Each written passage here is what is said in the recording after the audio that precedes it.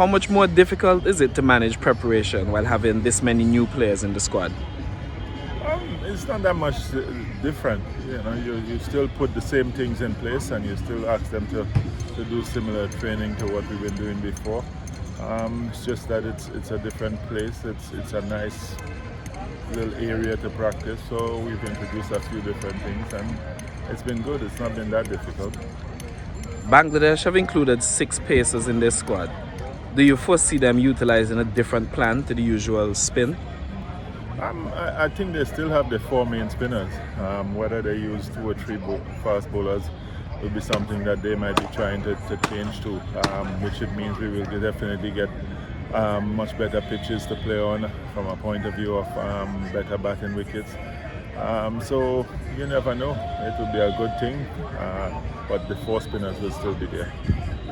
And if so, do you think that could play into the West Indies' hands a little bit? I'm hoping that whether they play the 4 spinners or 5 spinners or whatever, it plays into our hand, and it plays a role in the way we think about it, because we seem to be underdogs. So I hope that lifts us rather than who they're playing.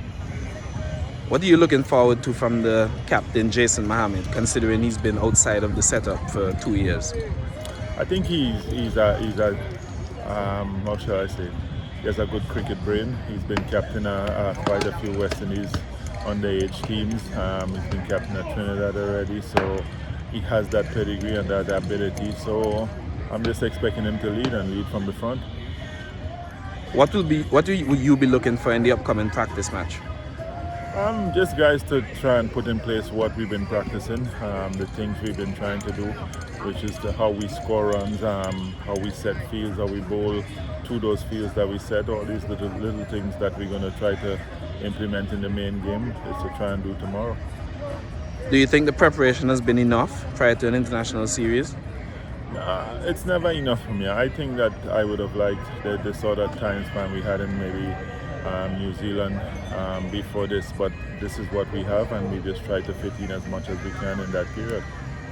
You've now lost 2 players from the ODI squad to COVID-19.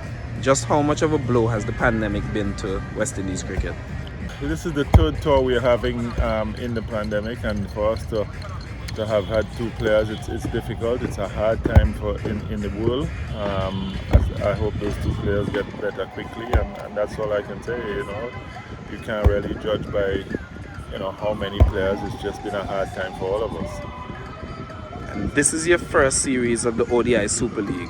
Just how important is it to get a good start? It's mighty important, because to have to catch up in the series, we don't want to be going into the playoffs anymore. So to catch up in the series is going to be hard, so we need to start well. Have any of the new players really impressed you in training? I think they've all impressed me. They've all had that hunger in their eyes. They've all played well. They've all tried to do everything that we say and try to work hard on their games. So they've all impressed me. And having done match scenarios today, how close are you to deciding upon your 11 for the first ODI? We're close enough, but then that's the practice game will be the best indicator, and it will give us the notice that we need to give us the idea of what other players bring to the table in a whole game situation. So tomorrow will be the final straw. Thanks, Coach. No problem.